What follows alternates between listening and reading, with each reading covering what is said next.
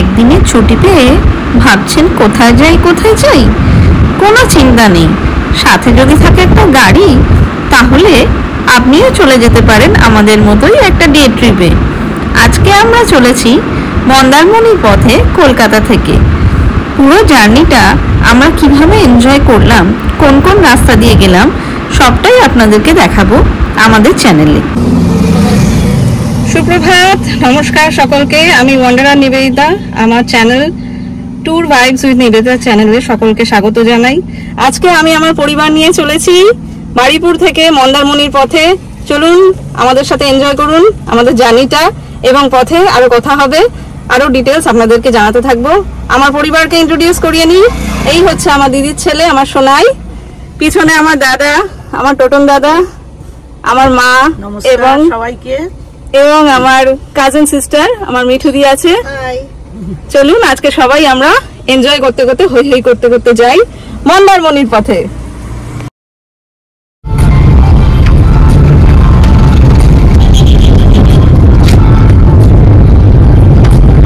আমাদের বাড়ি থেকে জিপিএসে সড়ক পথে মন্দারমণির দূরত্ব দেখাচ্ছিল 202 কিলোমিটার, টাইম অ্যাপ্রক্স 5 আওয়ার্স মতো। তাই আমরা সকাল 6:50-এ গাড়ি স্টার্ট করে পেট্রোল পাম্প থেকে 29 লিটার পেট্রোল দিয়ে গাড়ি ফুল ট্যাঙ্ক করে বেরিয়ে পড়েছি। এখন আমরা পেরোলাম কলকাতার ইভিনিং টাইমে একটি জনপ্রিয় জায়গা, সেটি হলো পাটুলি ঝিল পার্ক।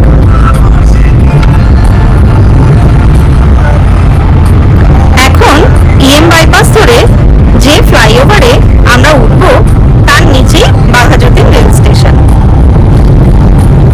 এবং সামনে হাইল্যান্ড পার্ক মুকুন্দপুর।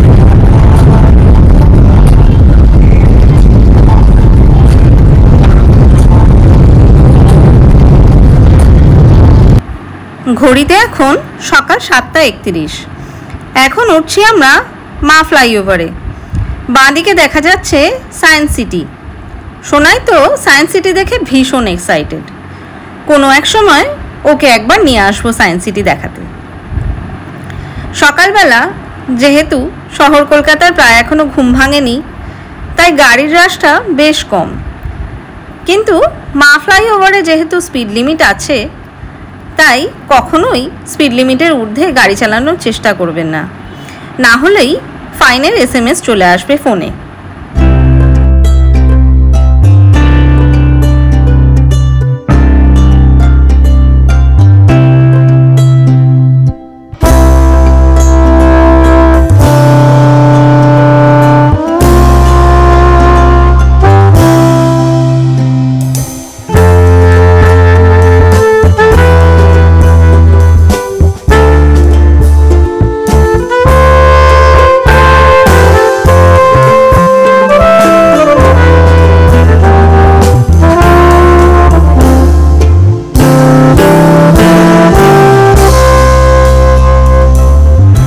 দেখতে দেখতে আমরা এডিসি বোস ফ্লাইওভার পেরিয়ে উঠছি সেকেন্ড হুগলি ব্রিজের পথে।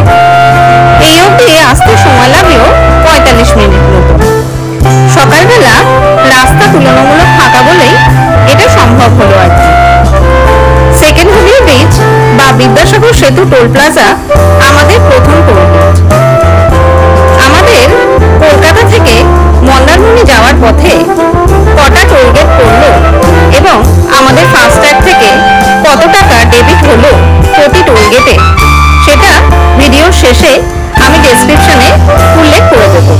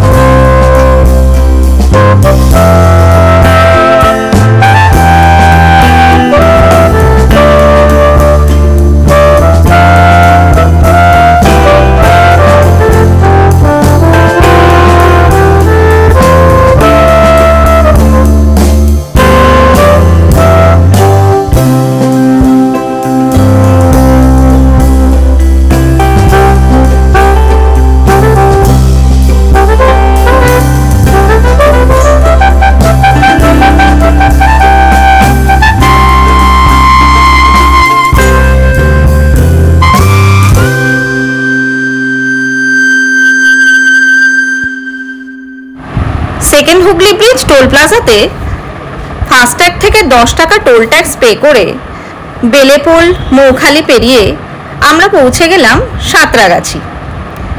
আমাদের বাঁদিকে সাঁতরাগাছি রেল স্টেশন। সাঁতরাগাছি পেরিয়ে যে ফার্স্ট র্যাম্পটা আসবে তার বাঁদিকের রাস্তাটা আমরা নেব, মানে যেটা মুম্বাই চেন্নাই হাইওয়ে, অর্থাৎ ন্যাশনাল হাইওয়ে 16, যেটা কোলাঘাট খড়গপুরের দিকে যায়।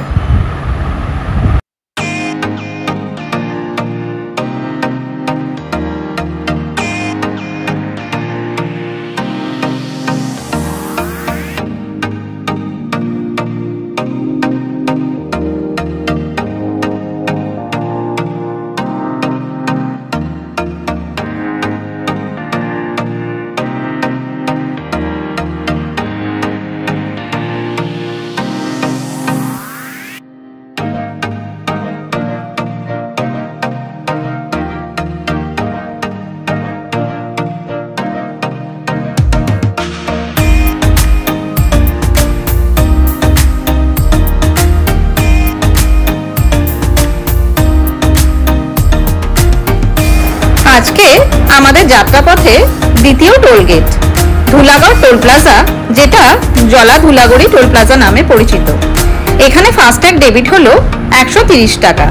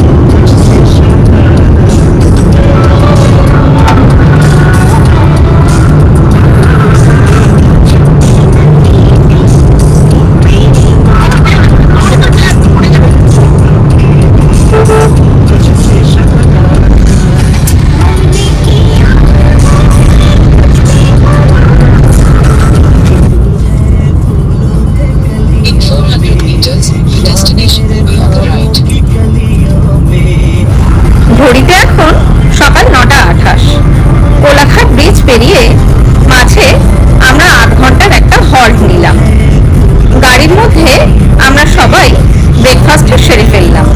তারপরে আবার রওনা দিয়ে আমরা পৌঁছে গেলাম আমাদের যাত্রাপথের তৃতীয় টোল গেট, যেটি হলো সোনাপেটিয়া টোল প্লাজা। এই টোল গেট বেশিরভাগ সময় ফাঁকাই থাকে। এখানে ফাস্ট্যাগ থেকে টোল ট্যাক্স ডেবিট হলো 105 টাকা।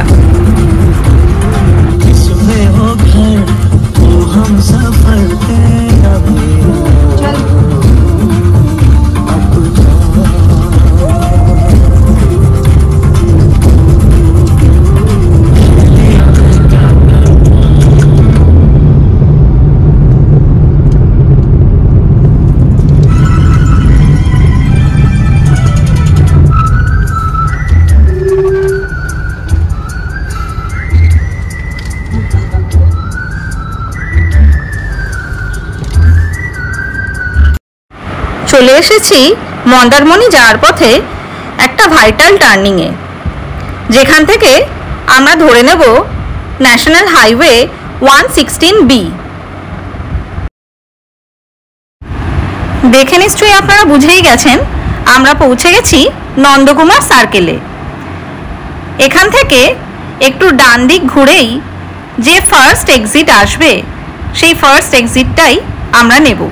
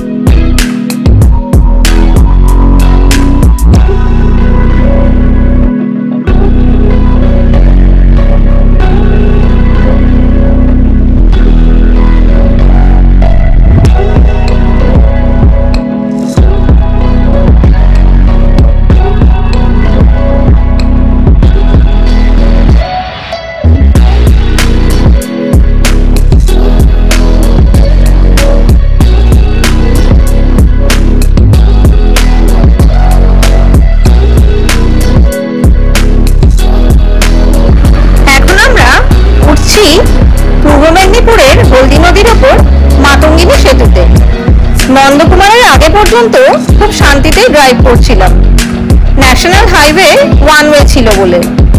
এখন সিঙ্গেল লেন এইভাবেই চলতে থাকলো শেষ গন্তব্যস্থল পর্যন্ত। রাস্তার স্পিড লিমিট রেখে জোরে গাড়ি চালানো বা ওভারটেক করাও মুশকিল। তার উপর বাসগুলো এখানে ভীষণ বেপরোয়া। তাই আপনারা যারা গাড়ি নিয়ে আসবেন খুব সাবধানে নন্দকুমারের পর থেকে ড্রাইভ করবেন।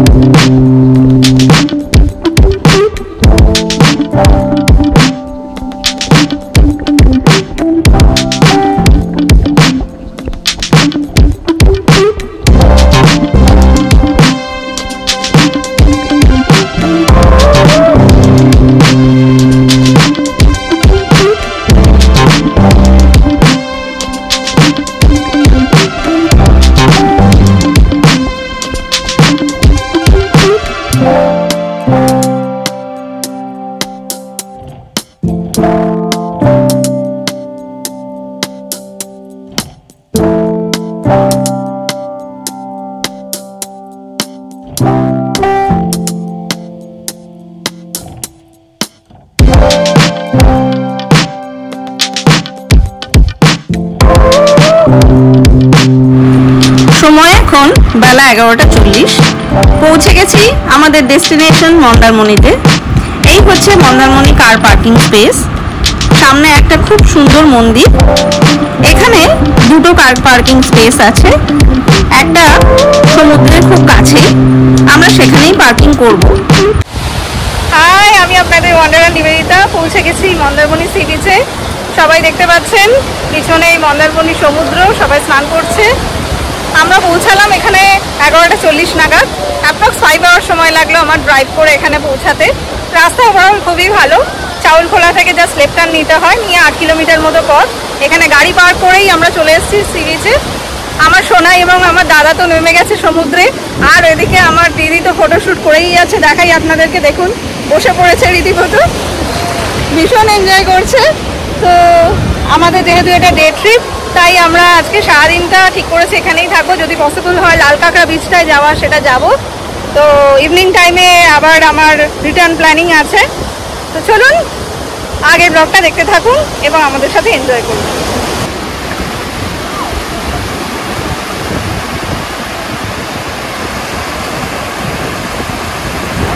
মন্দারমণি সি বিচের একটি বিশেষ বৈশিষ্ট্যই হলো এটি একটি ভীষণ চওড়া সি বিচ। দীঘার মতো এখানে প্রচুর পাথর বা বোল্ডার পড়ে থাকে না, যার ফলে এখানে টুরিস্টরা খুব ভালোভাবে সমুদ্র স্নান করতে পারে এবং বিচে হাঁটাচলা করতে পারে।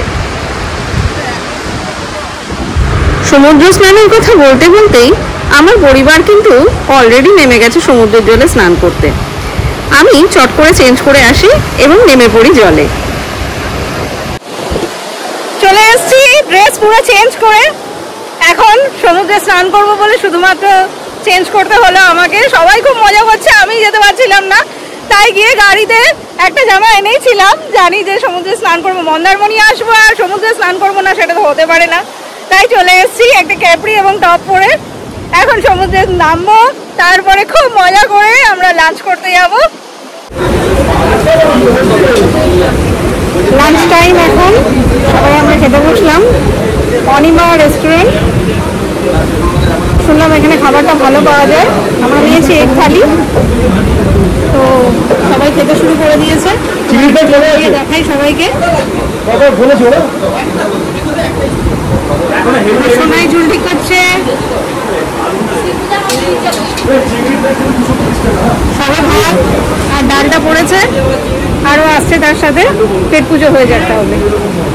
দুপুরের লাঞ্চ সেরে এবার আমরা গাড়ি নিয়ে বেরিয়ে পড়েছি লাল কাঁকড়া বিচের দিকে। মন্দারমণি থেকে শেরপুর জলপাই পিছাবনি রিভার এস্টুয়ারি রোড ধরে নন্দকুমারের দিকে মেরিন ড্রাইভ ধরে 4 কিলোমিটার মতো পথ।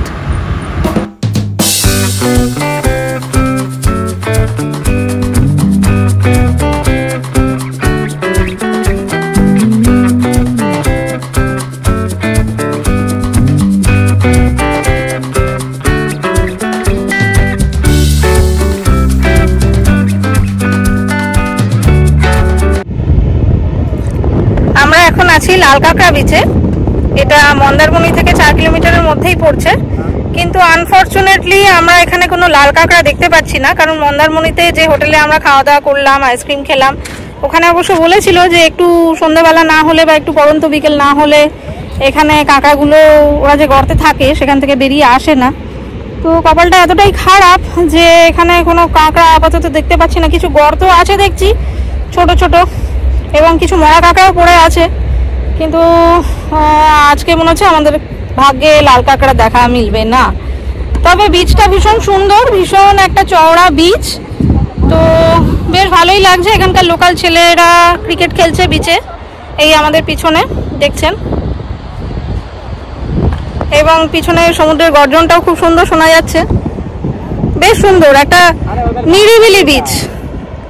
তো যদি আসেন কখনো এই বিচটা আসবেন অবশ্যই। এটা হচ্ছে মন্দারমণি থেকে যখন কলকাতার দিকে ফিরছেন তখন চাউলখোলার দিকে রাস্তাটা নেবেন না, একটা দেখবেন কাঁথিয়া নন্দকুমারের দিকে চলে যাচ্ছে, সেই রাস্তাটা নেবেন। নিয়ে প্রায় 2 কিলোমিটার মতো গাড়ি চালালাম, চালিয়ে আর কি এখানে এসে উপস্থিত হলাম। এই যে আপনাদেরকে দেখাই, ছোট ছোট গর্ত, ছোট ছোট গর্ত দেখতে পাবেন, এই যে দেখছেন, এই ছোট ছোট গর্ত আছে ঠিকই, কিন্তু দেখতে পাচ্ছি না কাঁকড়া কিছু। ঠিক আছে, চলুন খুঁজে পেলে আপডেট দেবো আর ভিডিওতেও দেখাবো যে ফাইনালি আমরা কাঁকড়া খুঁজে ফেলছি। ইউরেকা ইউরেকা, কাঁকড়া আছে। আচ্ছা দেখুন, আমার দিদি বলছে কাঁকড়া আছে। দেখলে লাল কাঁকড়া? লাল লাল ছিল না, পুরো লাল নয়, একটু গ্রিনিশ টাইপের। আচ্ছা, একটু গ্রিনিশ টাইপের কাঁকড়া পাওয়া গেছে। দেখি আমাদের অভিযান চলুক, যদি দেখতে পাই তাহলে সেটাকে আমরা ভিডিওতে ক্যাপচার করব।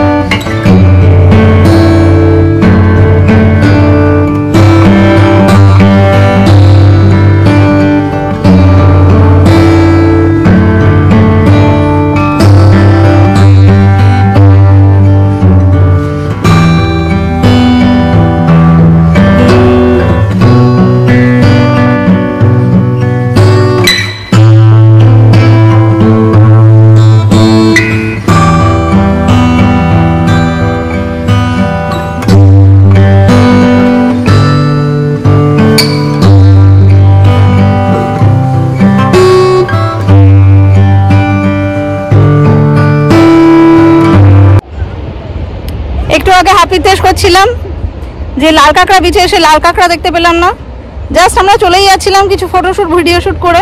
তো এখানে যারা ক্রিকেট খেলছে তারা বললো একটু এগিয়ে যান, বিচ বরাবর লাল কাঁকড়া দেখতে পাবেন।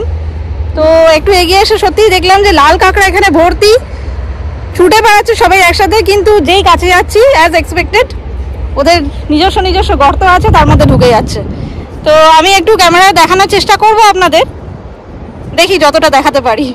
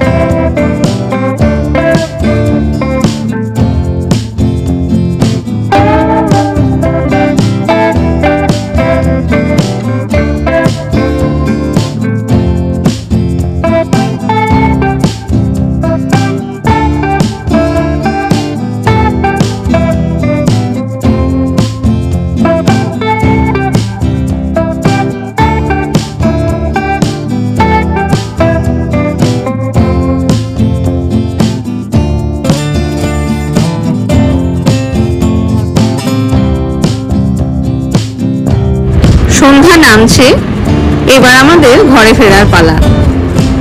যে 202 কিলোমিটার পথ আমরা অতিক্রম করে এসেছিলাম, এবারে ফেরার সময় আমরা ফিরবো একটা অন্য পথ ধরে, মন্দারমণি থেকে নন্দকুমারের দিকে মেরিন ড্রাইভ দিয়ে।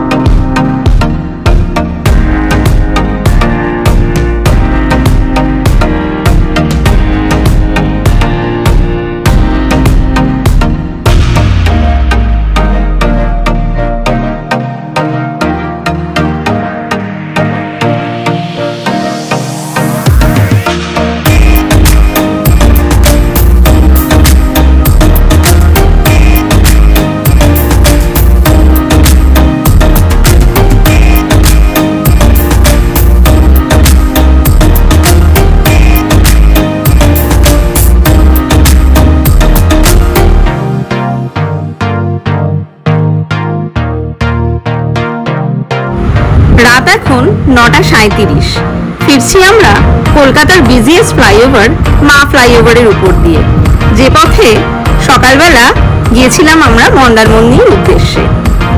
আপনাদের যদি আমার এই ব্লগটি ভালো লেগে থাকে তাহলে লাইক করবেন, তার সাথে কমেন্ট করে কিন্তু জানাতে ভুলবেন না কেমন লাগলো। পরিচিতদের সাথে শেয়ার করবেন এবং অবশ্যই আমার এই চ্যানেলটি সাবস্ক্রাইব করে বেল আইকনটি প্রেস করে দেবেন, যাতে সবার আগে নোটিফিকেশন আপনিই পান।